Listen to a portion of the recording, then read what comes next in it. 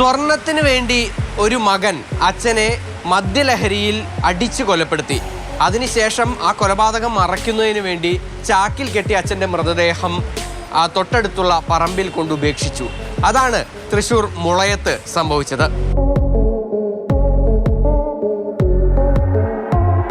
ഇന്നലെ ഉച്ചയ്ക്ക് ശേഷമാണ് കൊലപാതകം നടന്നത്. സുമേഷ് പുത്തൂരുള്ള വീട്ടിൽ നിന്ന് പിതാവ് സുന്ദരനെ കാണാനെത്തി. സ്വർണമാല ആവശ്യപ്പെട്ട് തർക്കമുണ്ടായി. മാല നൽകാതായതോടെ പട്ടിക കൊണ്ട് തലക്കടിച്ച് സുന്ദരനെ കൊലപ്പെടുത്തി. പിന്നീട് കൈയും കാലും കെട്ടി ചാക്കിലാക്കി പറമ്പിലുപേക്ഷിച്ചു. കൊലപാതകത്തിന് ശേഷം രക്ഷപ്പെട്ട പ്രതി മാല പണയം വെച്ച് പണമെടുത്തു. കൊലപാതക സമയത്ത് വീട്ടിൽ മറ്റാരും ഉണ്ടായിരുന്നില്ല. മറ്റുള്ളവരെത്തിയ സമയത്താണ് കൊലപാതകത്തിന്റെ വിവരമറിയുന്നത്. വീടിനകത്ത് രക്തക്കറകൾ ഉണ്ടായിരുന്നു. കൊലപാതകത്തിന് ശേഷം രക്ഷപ്പെട്ട സുമേഷിനെ പുത്തൂരുള്ള വീടിനോട് ചേർന്ന പറമ്പിൽ നിന്നാണ് പിടികൂടിയത്. പിടികൂടുന്ന സമയത്ത് ഇയാൾ മദ്യലഹരിയിലായിരുന്നു. പോലീസിന്റെ ചോദ്യം ചെയ്യലിൽ പ്രതി കുറ്റം സമ്മതിച്ചു. നടന്ന ഓരോ കാര്യങ്ങളും പറഞ്ഞു. സുമേഷിന്റെ അനിയനും കുടുംബവുമാണ് സുന്ദരനൊപ്പം വീട്ടിൽ താമസിച്ചിരുന്നത്.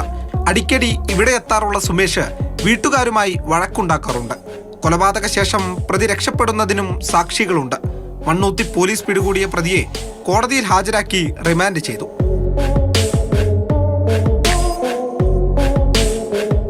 മാതൃഭൂമി ന്യൂസ്, തൃശൂർ.